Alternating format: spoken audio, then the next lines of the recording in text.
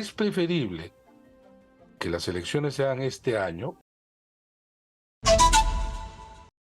Hay una propuesta que tiene Fernando Tuesta Soldevilla, politólogo de la PUC, pero por sobre todo es jefe de la OMPE, o sea, conoce el funcionamiento del sistema electoral y él dice que podríamos ir a la primera vuelta en octubre y que en diciembre ya estaría tomando el cargo el siguiente mandatario o la siguiente presidenta. Vamos a conversar con él, Fernando Tuesta Soldevilla, le damos la bienvenida aquí en Exitosa para conocer su propuesta de adelanto de elecciones. Muy buenas noches.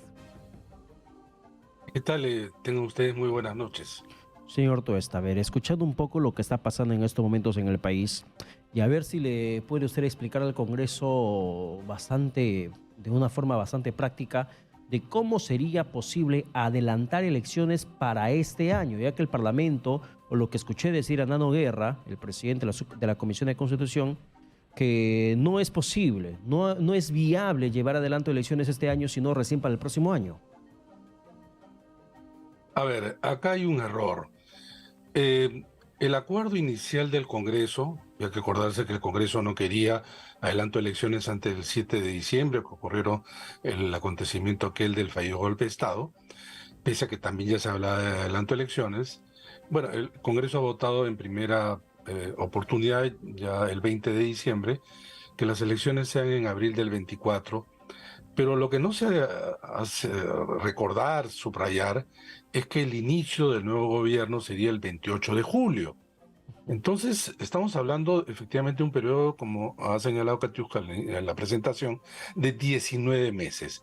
Eso es extremadamente largo en razón de los acontecimientos que estamos viviendo, ¿no? Es muy difícil que un gobierno que tiene una desaprobación del 71% y un Congreso con una desaprobación de 80% puedan llevar adelante o puedan proseguir, digamos, en sus cargos en un tiempo tan largo. Entonces, si es que ya se habló de adelanto de elecciones, pues discutamos el tema. Y mi propuesta es la siguiente, que efectivamente todo esto se puede hacer este año. Hay algunos costos, evidentemente, que ya los diremos, pero creo que la premura por dar una salida política y un mensaje a la ciudadanía es tener fechas ciertas sobre determinados temas. Entonces, yo parto de la siguiente consideración, conociendo más o menos cuáles son los plazos legales, logísticos y administrativos en donde se pueda llevar adelante.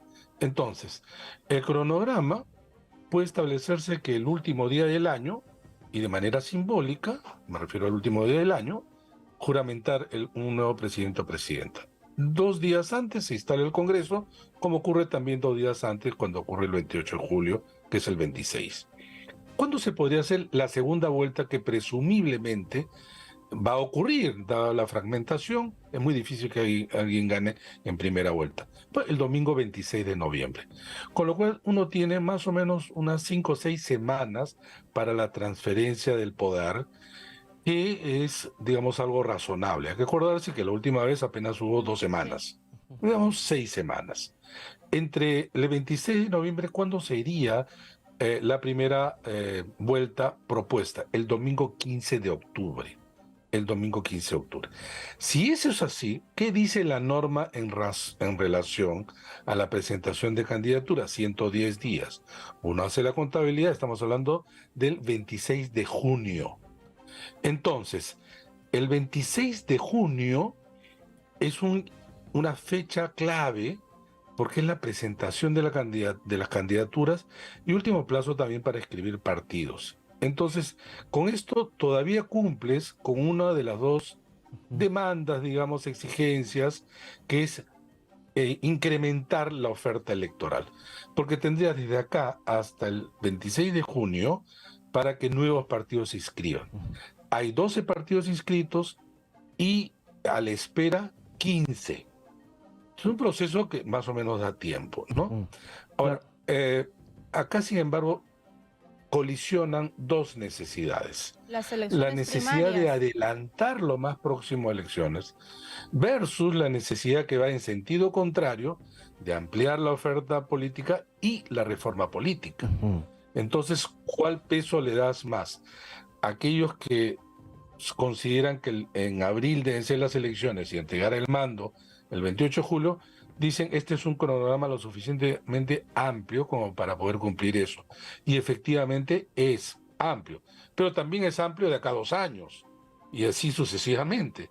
Acá lo que se está discutiendo es la gravedad de la situación que vive el país y más allá de que estemos de acuerdo en que en las movilizaciones también hay gente que asusa, hay gente que, digamos, son de grupos delictivos, pero esto no es la mayoría. Esto no es la mayoría de ninguna manera. Y la observación que uno hace de la realidad, y ustedes obviamente lo reportan diariamente, es un grado de insatisfacción ya tan amplio que es insostenible cualquier tipo de representación ahora. En consecuencia, pero entonces, ¿y qué es lo que se pierde? Claro, uno dice la reforma política que varios, entre los que me encuentro de manera sistemática, hemos propuesto a través de la Comisión de Reforma y otras medidas también, reformas, pero estamos viendo en el Congreso que realmente el Congreso está interesado en realizar reformas, por lo que observamos, no. Incluso más allá de la voluntad de algunos congresistas de manera individual, la posibilidad de que se pongan de acuerdo es realmente baja. Lo hemos visto en la única votación que hemos tenido ayer o antes de ayer, donde no se aprobó. Y así va a ser bien difícil que se apruebe. Entonces, si no se aprueba, y ellos mismos dicen, necesitamos tiempo para las reformas, bueno, ha pasado ya un tiempo y no las han hecho. Y es más, las modificaciones que se han hecho, incluso el año pasado, han sido contrarreformistas, ni siquiera a favor de mejorar el sistema político, etcétera. En conclusión, es posible administrativa y logísticamente hacer elecciones. El costo, y eso sí es claro también, que dentro de un cronograma más largo, la selección de candidatos de algo que era muy preciado por mí y por muchos, las elecciones primarias no se podrían realizar, porque ya no entra en el cronograma de este año, pero de la misma manera habría que decir que aquello que tanto dicen los partidos, no primarias, pero sí internas, tampoco. Y tampoco porque las dos que se han hecho en el 2021 y 2022 han sido un fracaso enorme. 8% de participación, que sin embargo le ha costado mucho al Estado. Ha sido un fracaso pese a que la organización ha sido perfecta de los organismos electorales, 8% de los militantes, porque ese modelo, ese diseño, así llamado internas, ha demostrado todas sus falencias. Pues la urgencia de un cronograma apretado hace que, bueno, en esta única oportunidad, hacer que los partidos presenten sus listas, que se responsabilicen ellos de la selección de candidatos y se entreguen como plazo máximo el 22 de junio. Yo creo que este es un calendario intermedio, porque mucha gente, por ejemplo, en redes sociales dice, ¿y por qué no antes? Porque no da tiempo para la inscripción de nuevos partidos. Ahí sí ya es un problema, ¿no? Si ya no tenemos reforma política y encima estaríamos limitando al ingreso de nuevos partidos, allí sí los únicos partidos casi que podrían intervenir son los que están en el Congreso. Y entonces hay que ofrecer, creo, a la ciudadanía un abanico mayor. Así es. Y en ese cronograma que usted ya tiene con fechas, octubre y diciembre, ya con un siguiente mandatario o una siguiente mandataria, ¿cuál sería la temporada de la campaña presidencial para elegir al futuro presidente? Para empezar, el 26 de junio, al momento en que se entregan las candidaturas, ciertamente viene la depuración, las tachas, etcétera, pero los partidos ya empiezan a hacer campaña. En realidad ya empiezan a hacer campaña hasta octubre, que es la primera vuelta. Y la campaña de la segunda vuelta obviamente es entre el 15 de octubre y el 26 de noviembre. Entonces estamos hablando de más o menos los mismos plazos de tiempo que hubo campaña en el 2021. En el 2021. Esos han sido los mismos plazos. No estoy cambiando los plazos de ley, estoy acomodando esos plazos a fechas obviamente distintas, ¿no? Hay que recordar también que ciertamente las primarias no es algo que le gusta a los partidos. Es más, las suspendieron con motivo de las elecciones 21 y 22 bajo pretexto del COVID, ¿no? Es lamentable, pero así es. Y como veo yo el debate en el Congreso, en alguna oportunidad estoy invitado, incluso en la Comisión de Constitución, no observo una voluntad política, y si la tuvieran algunos congresistas, que los hay, no son la mayoría, ¿no? Y el compás en el Congreso es alargar lo más que se puede. Si pudieran, no habría elecciones. Ya Y hemos se quedan hasta hablado, 2026. incluso con ustedes, cómo está, digamos, este sentimiento y deseo de prolongar más. Dicho sea de paso, el 20 de diciembre, cuando se aprobó el adelanto de elecciones para abril, lo hicieron pues a regañadientes, ¿no? Lo hicieron porque había una presión social y política externa que los hizo llevar adelante esta votación. Sin embargo, de quedarse confirmado, señor Tuesta, que las elecciones adelantadas sean para abril 2024, tendría que haber sí o sí las primarias. Sin duda, sin duda. El tema es el siguiente. ¿Qué pasa con estos tiempos tan largos si la situación, digamos, discurre por situaciones de conflicto mayores?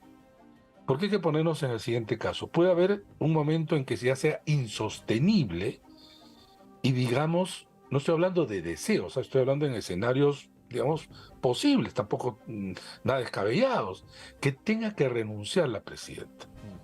Acá la cosa se complica porque, claro, asumiría el presidente del Congreso. La gente, ustedes saben, en relación al Congreso, pues tiene una, digamos, un sentimiento de rechazo pues enorme.